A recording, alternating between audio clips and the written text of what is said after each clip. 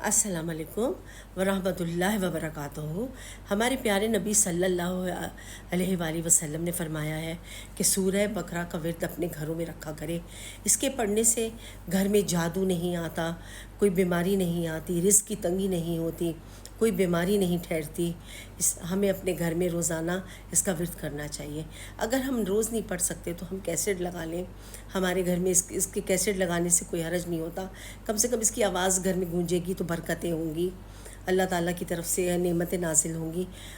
ایک دن پیارے نبی صلی اللہ علیہ وآلہ وسلم بیٹھے ہوئے تھے کہ ایک فرشتہ آیا اور اس نے آ کے یہ 2 آیات آخری دیں ان کو۔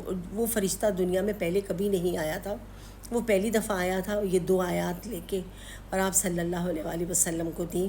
آپ نے اس کے بارے میں فرمایا کہ یہ 2 آیات آپ کو بہت زیادہ پسند ہے اور اس کا ورد کرنے والے کو پوری سورہ بقرہ کا ثواب ملے گا۔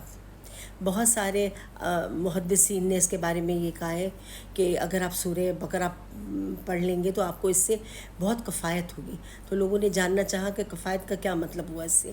تو اس کا مطلب یہ ہے کہ جیسے آپ بہت مصروف ہیں اور آپ روزانہ رات کو سورہ بقرہ پڑھتے ہیں، آپ تلاوت کرتے ہیں، تہجد پڑھتے ہیں، نفل پڑھتے ہیں، رات اپنی عبادت میں گزارتے ہیں، لیکن آپ کو کسی دن نیند آ جاتی ہے اور آپ نہیں پڑھ پاتے، تو اگر آپ خالی یہ 2 آیات آمنہ رسولوں کی پڑھ لیں گے تو اللہ تعالیٰ اس کا بہت اجر و ثواب دے گا، پوری رات کو عبادت میں لکھ دے گا اور آپ کو ہر طرح سے اس کا ثواب مل جائے گا۔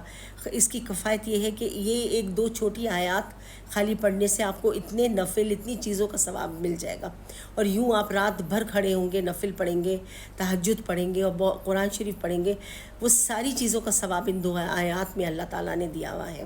اللہ ہمیں توفیق دے کہ ہم اس کو پڑھ سکیں اور اس پہ عمل کر سکیں۔ آپ دیکھیں کہ لوگوں کو ٹائم نہیں ہوتا، مصروف ہوتے ہیں، ان کے پاس اتنا وقت نہیں نکل رہا ہوتا، لیکن آپ اس کی برکت سے گھروں میں بہت ساری بیماریاں، تکلیفیں، دکھ، پریشانیاں چلی جاتی ہیں، اور یہ ہمارے پیارے نبی صلی اللہ علیہ وآلہ وسلم کی پسندیدہ آیات ہیں۔ آپ ان کو ضرور پڑھیے، اللہ تعالیٰ اس سے بہت برکتیں دے گا۔ آمین۔